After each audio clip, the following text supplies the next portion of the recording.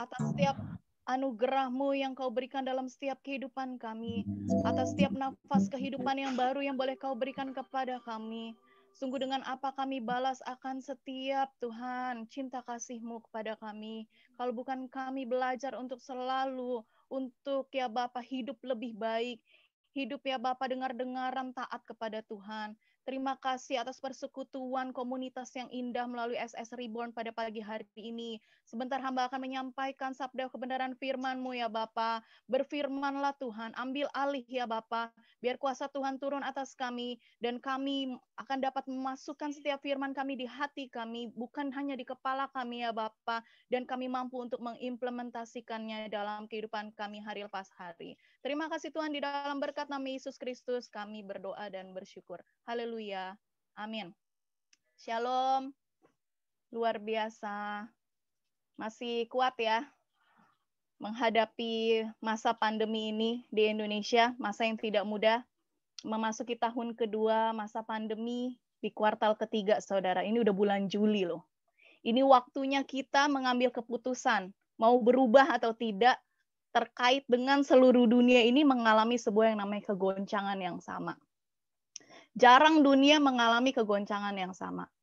Hanya ada 4 hal kira-kira yang bisa membuat dunia seragam, saudara. Alkitab berkata bahwa orang besar, orang kecil, orang tua, muda, orang miskin, kaya, merdeka, hamba, dia tidak bisa membeli, tidak bisa menjual. Tapi saya percaya saudara tahu kan pandemi ini akan berulang terus. Hal yang terjadi saat ini sudah terjadi di masa lalu. Hal yang terjadi saat ini akan terjadi lagi di masa depan. Masa yang akan datang, dia akan berputar terus, berulang terus. Tapi saya percaya bahwa di muka bumi ini jarang bisa terjadi keseragaman, saudara. Di mana orang tua sama muda, orang miskin sama kaya, atasan bawahan akan bisa jadi sama. Jarang sekali kita bisa mendapat keseragaman itu. Kita tahu orang miskin sama kaya itu berbeda. Yang namanya atasan bawahan itu juga pasti beda. Tapi kapan bisa jadi sama? Kalau saudara melihat situasinya, pertama yang akan bisa menjadi keseragaman adalah perang. Perang bisa membuat keseragaman. Dalam arti perang itu dapat membuat ketakutan yang sama. Akhirnya membuat kaya miskin itu punya harapan yang sama dalam kondisi perang. Yang kedua, saudara juga tahu, itu adalah bencana alam. Pada saat bencana alam terjadi, saudara, biasanya orang akan mengalami situasi yang sama. Kesulitannya sama, kepanikannya sama. Dan yang ketiga adalah krisis ekonomi. Dalam kondisi ekonomi jatuh, maka yang kaya, miskin, tua, muda, atasan, bawahan, merdeka, hamba, semua sama. Semuanya sama-sama susah. Mereka mengalami kesetaraan. Mereka mengalami kesamaan. Dan yang keempat yang kita alami adalah wabah. Kapan selesai? Saudara tidak perlu bertanya kapan selesai.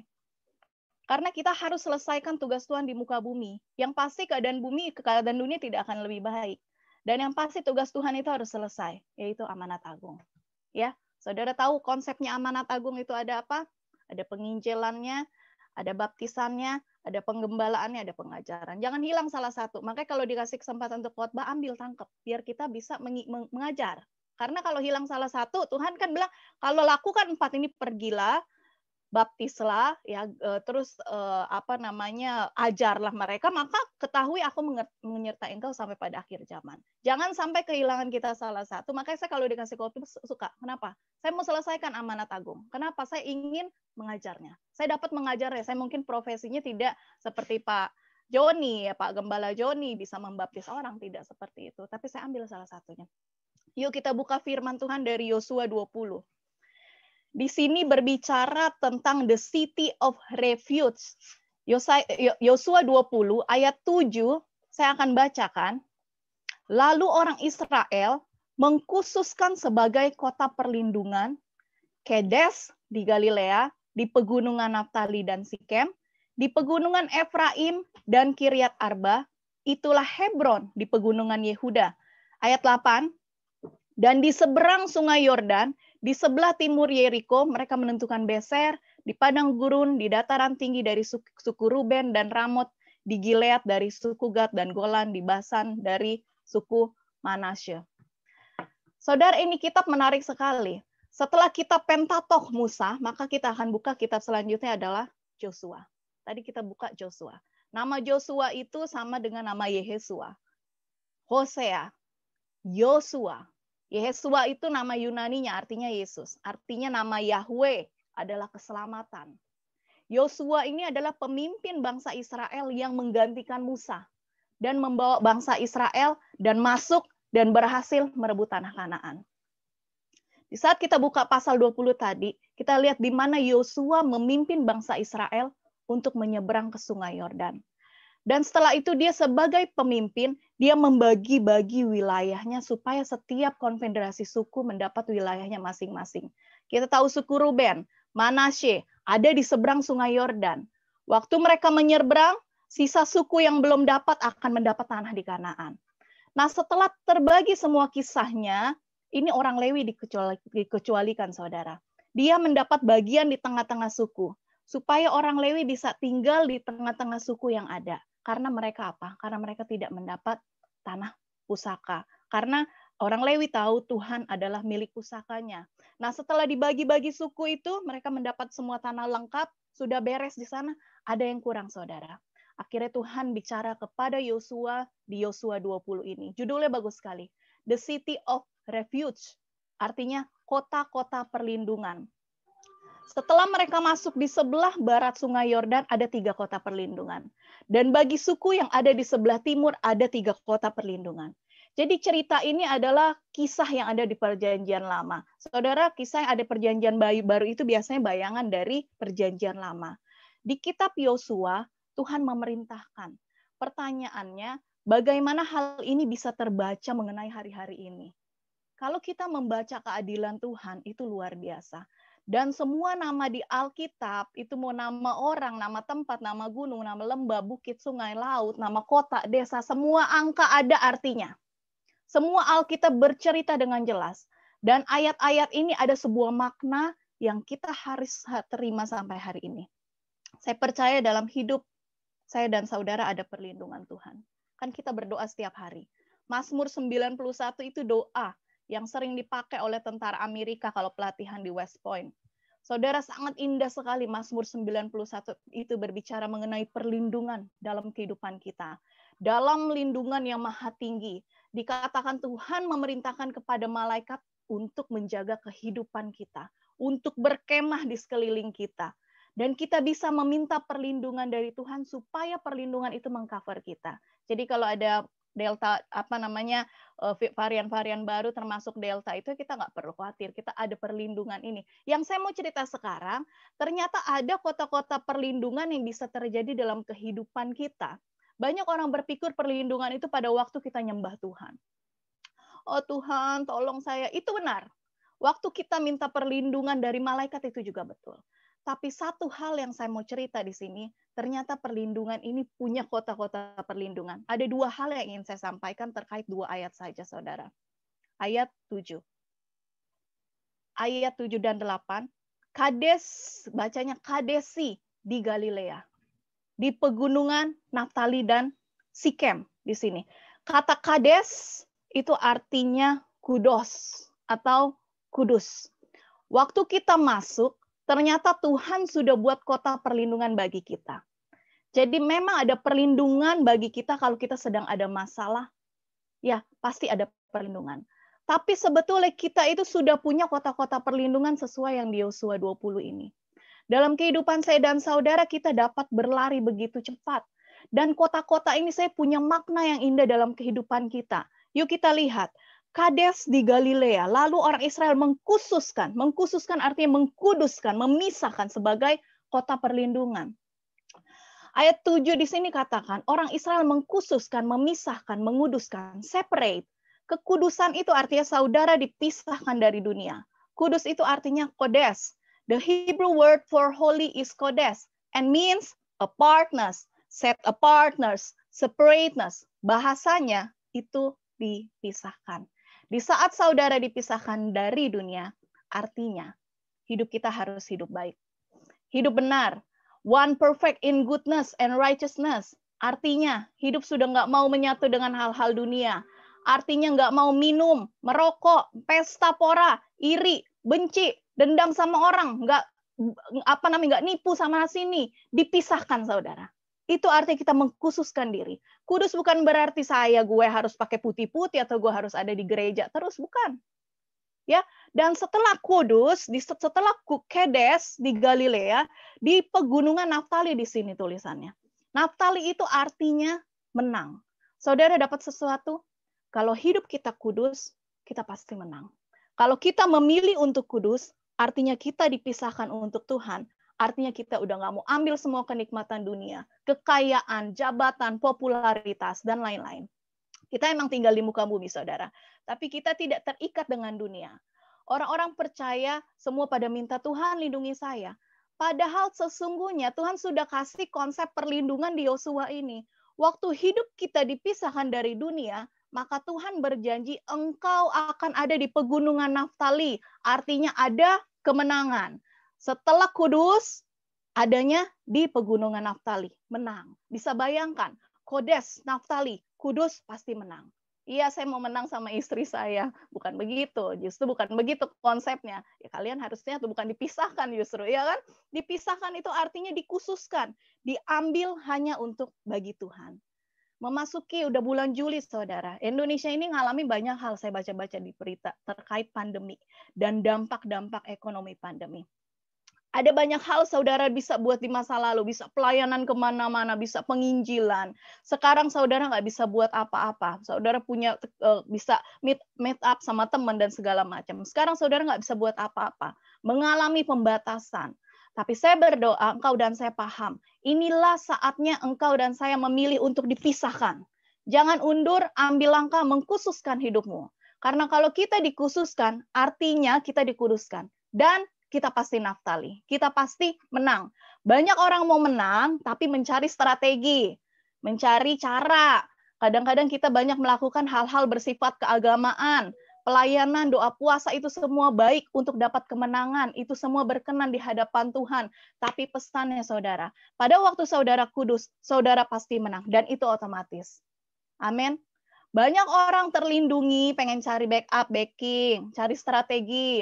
Alkitab mengajar kita ayat 5 di sini. Tidak, apabila penuntut tebusan darah itu mengejar dia, pembunuh itu tidak akan diserahkan mereka ke dalam tangannya. Sebab ia telah membunuh sesamanya manusia dengan tidak ada niat lebih dahulu dan dengan tidak menaruh benci kepadanya lebih dahulu. Ayat 5, tidak ada penuntut tebusan darah yang bisa membunuh. Siapa yang bisa menuntut kita? Ini gambaran dari kuasa gelap, saudara. Kita bersalah, kadang-kadang kita tidak sadar. Betul, kita suka melakukan kesalahan. Tapi Tuhan telah menetapkan ada kubu perlindungan dalam kehidupan kita. Waktu penuntut tebusan darah mencari, ingin membunuh kita, ingin membunuh saya dan saudara, ya tidak mau diubahkan. Alkitab berkata, tidak akan diserahkan orang itu kepada si penuntut tebusan darah. Yang terjadi adalah, orang besar itu harus tinggal di kota perlindungan sampai imam besar itu mati. Dan selama imam besar itu hidup, maka tidak boleh ada yang mengganggu orang ini. Dan siapa imam besar itu? Dia adalah Tuhan Yesus Kristus, pendoa syafaat kita sampai hari ini. Tidak mati, tapi hidup. Artinya apa? Kita terlindungi selama-lamanya. Ayat yang kedua, terakhir. Sikem di sini ada di pegunungan Naftali dan Sikem. Kalau kita baca, Sikem itu adalah artinya shoulder, artinya bahu, saudara. Bahu melambangkan kekuatan. Saudara, kalau hidup ini, kalau bawa beban itu biasa taruhnya di bahu, bukan di pantat. Bahu itu kekuatan. Bahu itu tempat orang untuk menopang. Kalau bersandar di bahu, bicara mengenai kekuatan. Sikem berbicara tentang kekuatan bahu. Kalau mau tinju itu ada kekuatannya di bahu. Dikatakan di Alkitab itu ada di pegunungan Efraim. Efraim itu artinya berbuah lebat di sini. Ini menarik, saudara. Hari-hari ini gunakan kekuatanmu untuk bersandar orang-orang yang lemah. Apa kekuatanmu hari ini? Engkau punya waktu, saudara punya posisi, saudara punya dana, engkau kuat untuk berdoa, doakan orang lain. Topang, dukung. Waktu engkau memberikan hidupmu untuk membantu orang lain, memberikan bahumu untuk menjadikan orang bersandar kalau ada orang curhat, Anda dengar, engkau mendoakan mereka, Bukannya malah ngomongin si ini, ngomongin si itu. Nggak ada waktu untuk begitu kalau untuk zaman sekarang. Yang sekarang itu lakukan, berikan yang terbaik. Apa talentamu? Apa yang kamu bisa di WA? Kamu perhatian, lakukan itu. Sampai orang itu merasakan orang lemah membutuh kita. Saat-saat ini banyak pandemi seperti ini, orang lemah ini banyak membutuhkan kita. Kalau saudara mau cari orang zaman sekarang, telepon itu dia pasti ada di rumah. Ya, waktu engkau memberikan kekuatan bahumu untuk membantu orang lain, that is Sikem, saudara.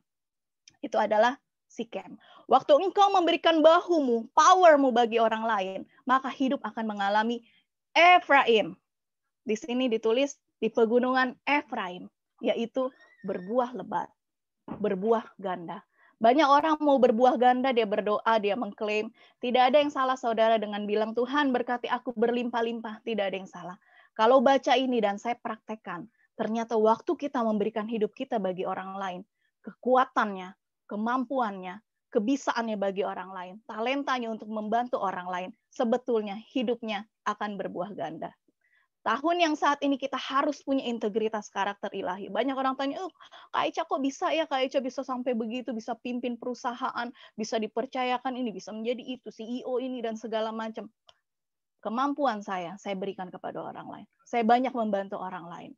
Yang saya memang tidak pernah sampaikan, tapi hal-hal ini saya banyak pelajari. Hal-hal ini saya mengambil keputusan untuk saya menguduskan diri, mengkhususkan. Saya nggak mau ngomongin orang, aduh nggak mau sakit hati sama orang.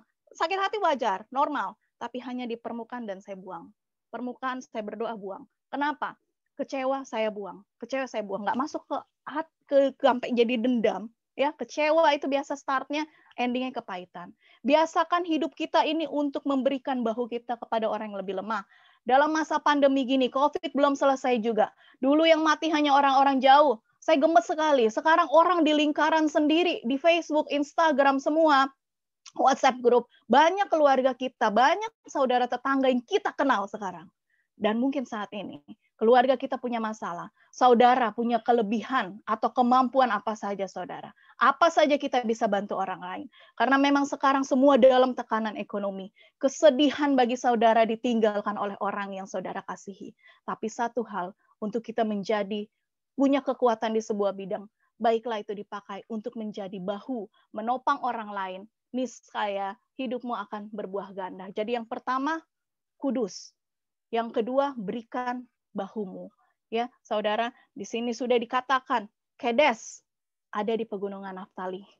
Dan Sikem ada di pegunungan Efraim. Mari saudara, sama-sama kita mau ini kesempatan, ambil kesempatan ini saudara. Saya mau mau kudus. Karena di saat saya Kedes, di situ akan ada Naftali. Di situ akan ada kemenangan. Di saat saya memberikan bahu saya, ya, di saat saya memberikan bahu saya, Sikem saya, maka akan ada buah ganda di pegunungan Efraim. Efraim itu artinya berbuah lebat, berbuah ganda. Jadi nggak usah cari-cari, aduh mau gimana proyek apa ini, aduh apa yang harus dilakukan. Enggak, duduk diam, cari waktu sama Tuhan. Kadang-kadang kita perlu mundur selangkah, ya 2 langkah tidak apa-apa untuk melihat jangkauan lebih besar. Apa yang harus saya lakukan? Pelayanan saya seperti apa? Pekerjaan saya seperti apa? Yang pertama, kuduskan diri, otomatis kemenangan itu terjadi. Nggak usah cari-cari perlindungan di mana-mana. Nggak ketemu saudara, mau vaksin apapun nggak ketemu.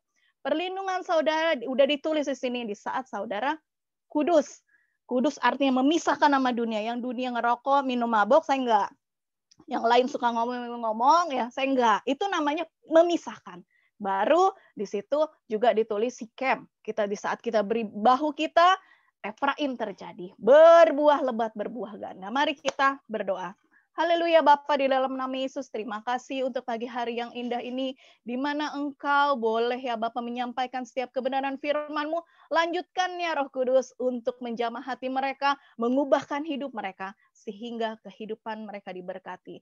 Dan hamba-Mu, pakai mulut lidah hamba-Mu, menjadi berkat dimanapun Engkau utus hamba-Mu, di dalam pelayanan, di dalam pekerjaan, Tuhan yang berkarya, di situ ada kemenangan dan ada buah lebat. Terima kasih, ajar hamba untuk melakukan kami semua untuk melakukan kekudusan, belajar memisahkan diri, belajar mengkhususkan diri, dan belajar memberikan bahu kami kepada orang yang lebih lemah. Di dalam berkat nama Yesus Kristus kami berdoa. Haleluya.